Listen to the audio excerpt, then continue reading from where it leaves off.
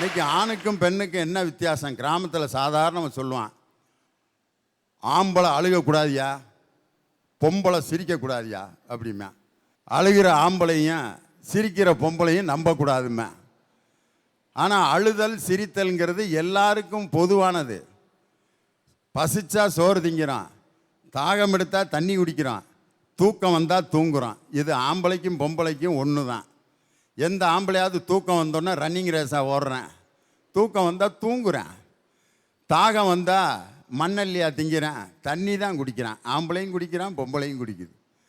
பசி எடுத்தால் சோறு சாப்பிட்றான், தாகம் வந்தால் தண்ணி குடிக்கிறான், தூக்கம் வந்தால் தூங்குறான்.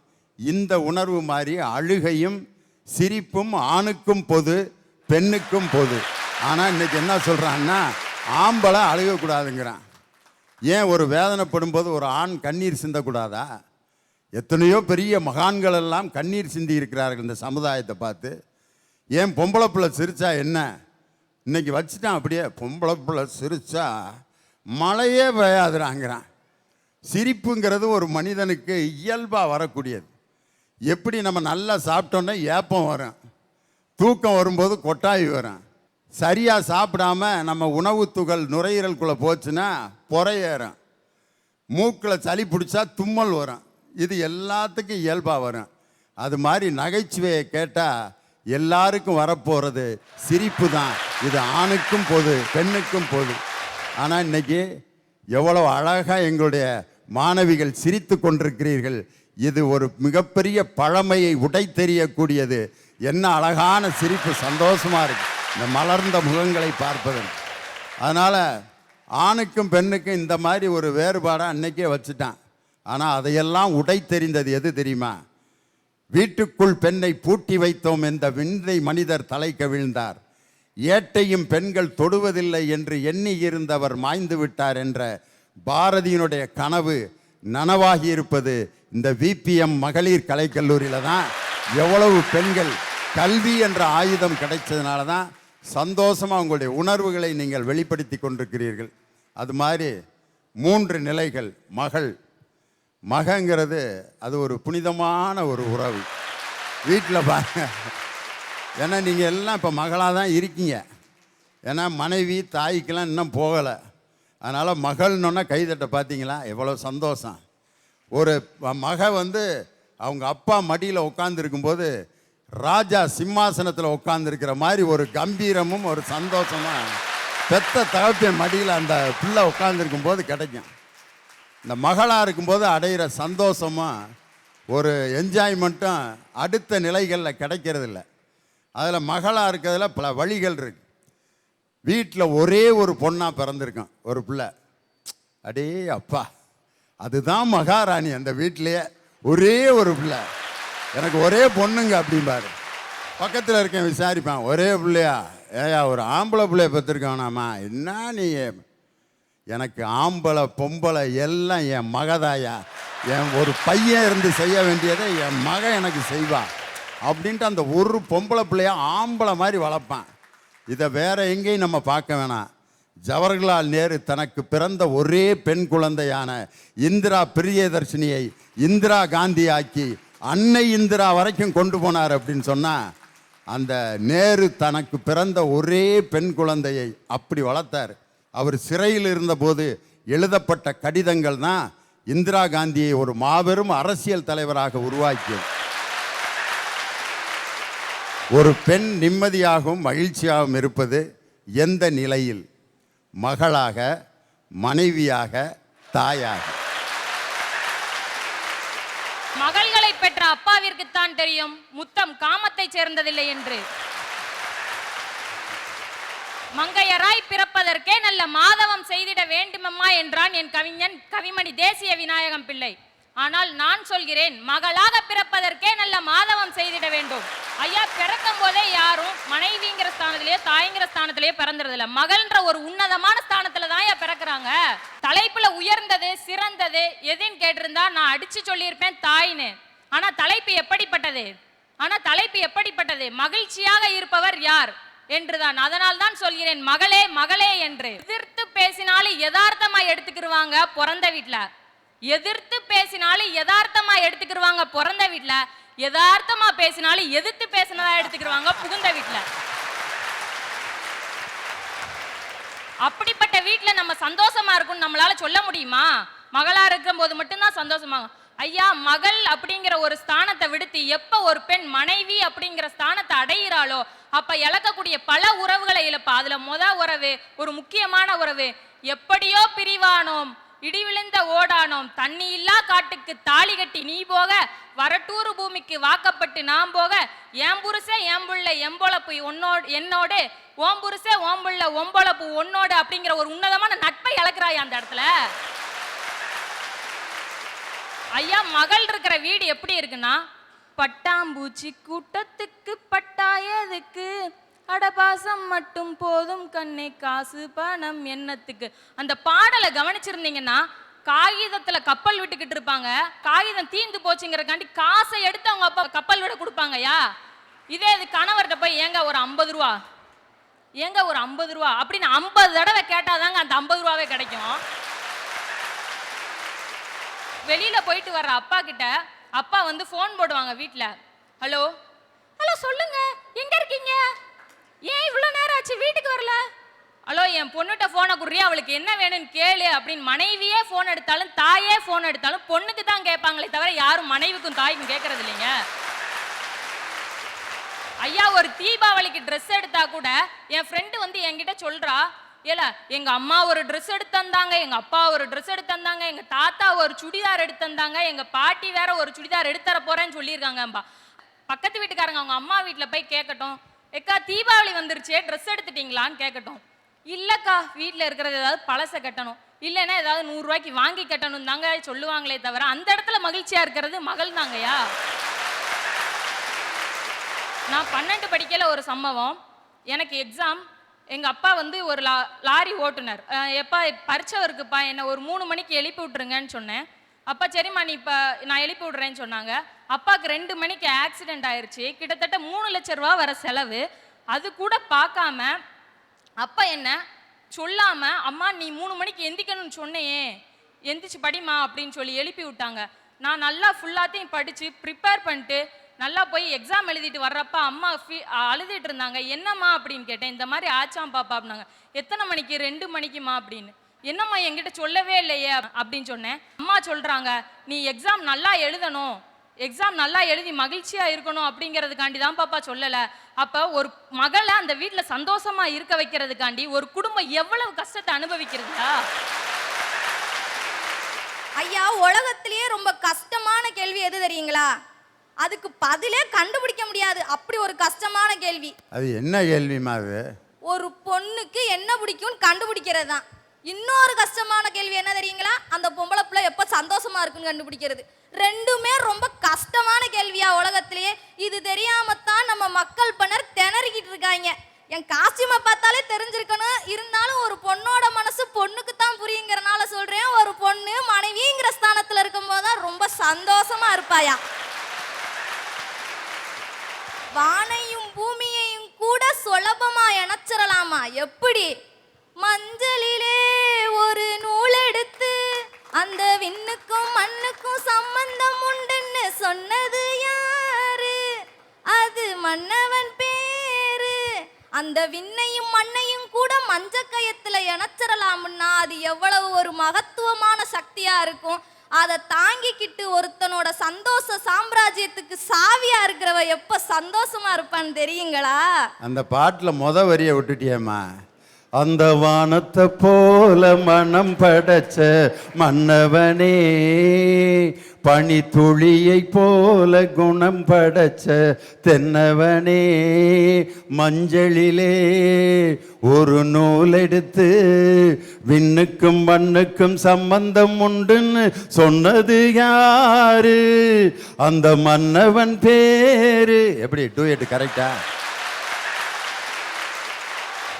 பொம்பளை பிள்ளைன்னு ஒன்று வீட்டில் பிறந்துட்டாலே அந்த பிள்ளைய ரொம்ப நாள் வரைக்கும் வீட்டில் வச்சிருக்கிறது இந்த அப்பா அம்மாவுக்கு கஷ்டமான காரியம்ல. இப்போ இருக்கிற நிலைமைக்கு நம்ம அப்பா அம்மா நம்மளை நல்லா படிக்க வைக்கிறாங்க. இந்த பக்கத்து வீட்டுக்காரங்க 3ஆவது வீட்டுக்காரங்க இருக்காங்க பாருங்க, நம்ம அப்பா அப்படி நடந்து போவார். ஏன்டா உன் பெரிய பிள்ளைக்கு எம்பிட்டு வயசாச்சு, ஏன் நீ கல்யாணம் பண்ணாமல் வச்சிருக்க அப்படின்பா. நம்ம அம்மா தண்ணி கரைக்கு போவோம். ஏத்தாச்சி எதுக்கு இப்படி பெரிய பிள்ளைய கல்யாணம் பண்ணாமே வச்சிருக்கிய? மும்பிட்டு வயசாச்சு. ஏன்டி 20 தானே ஆகுது?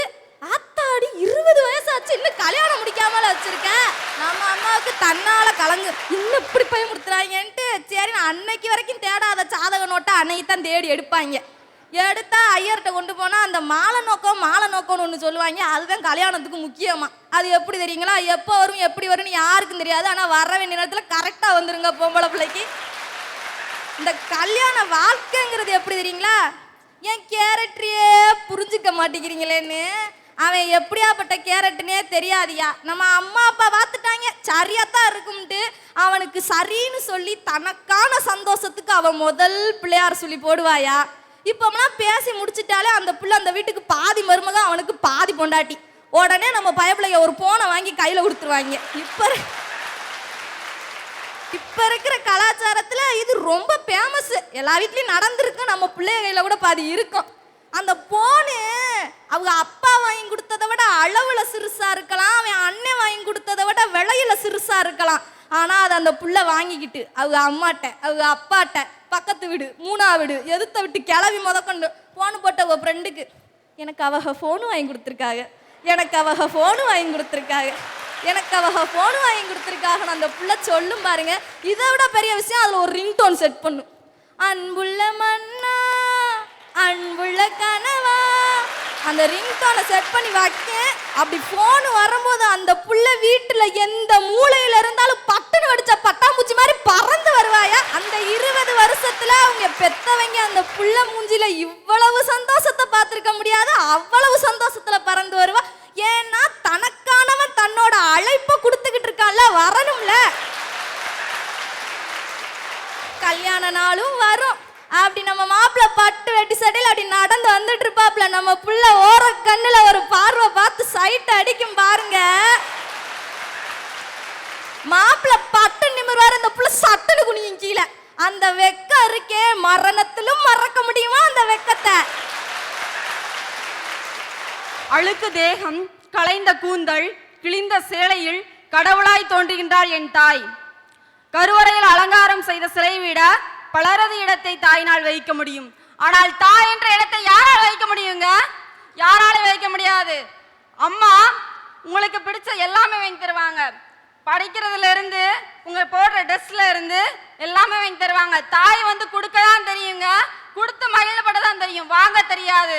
அதே மாதிரி தான் உங்க வீட்டில் அப்பா அம்மா சித்தி சித்தப்பா எல்லாருமே இருக்கலாம்.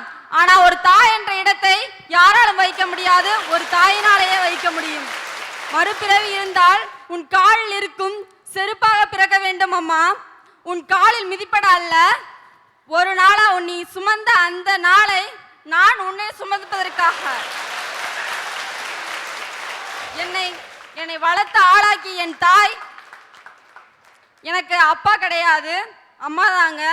ஹார்பார்ல 100 ஆம்பளைங்க முன்னாடி என் தாய் ஒரு பொண்ணா இருந்து வேலை பார்ப்பாங்க. சாதாரண மூட்டையெல்லாம் தூக்கி போட மாட்டாங்க. 150 கிலோ மூட்டைங்க, 1 2 கிடையாது, 1500 மூட்டையை ஒரே பெண்மணியா தூக்கி போடுவாங்க. அப்ப அங்க இருந்து ஒரு அண்ணன் வந்து சொல்லுவாங்களாம், அம்மா நான் 200 மூட்டையை தான் தூக்கி போட்டிருக்கேம்மா, நீங்க எப்படிமா 150 மூட்டையை ஒரு நிமிஷத்துல தூக்கி போட்டீங்க அப்படின்னு சொல்லி கேட்பாங்களாம். 1000 மூட்டை வந்து எனக்கு வந்து தெரியல. எங்க 3 பிள்ளைங்களோட வாழ்க்கையை தான் எனக்கு கண்ணுக்கு தெரியுதுங்க. உங்க வீட்டில் உள்ளவங்கன்னா நீங்க நினைக்கிறீங்கன்னு சொன்னாங்க. ஆனா அந்த நிலைமையில எங்க அம்மா சோர்ந்து போலங்க. தாயின் வழி என்னவென்று எனக்கு தெரியும். அதனால் தான் நான் பிறந்தேன் கருவறையில் அழுது இருக்கும் போது. அதனால் ஒரு தாய் என்பவள் கடவுள் தெய்வமாக கருதுகிறாள். அந்த தாய் யாருமே கிடையாதுங்க. அந்த இருக்காங்க எங்க அம்மா. வாழ்க்கையில நான் யாருமே நான் வந்து பெரிதா நினைச்சதுங்களே. எங்க தாயெல்லாம் தெய்வம் நினைக்கிறேங்க. எங்க அம்மா கேம்பஸ்ல அம்மா கொஞ்சம் எந்திரிம்மா, அம்மா உன்னை நான் காமிக்கணும்னு ஆசைப்படுறேம்மா.